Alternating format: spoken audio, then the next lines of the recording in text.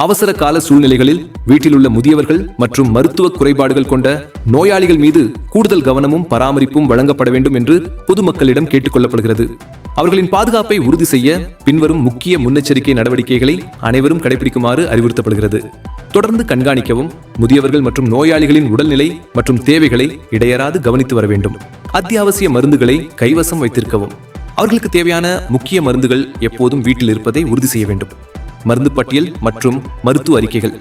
அவர்கள் பயன்படுத்தும் மருந்துகள் மற்றும் முக்கிய மருத்துவ அறிக்கைகளின் பட்டியலை பாதுகாப்பாக சேமித்து வைத்திருக்க வேண்டும்.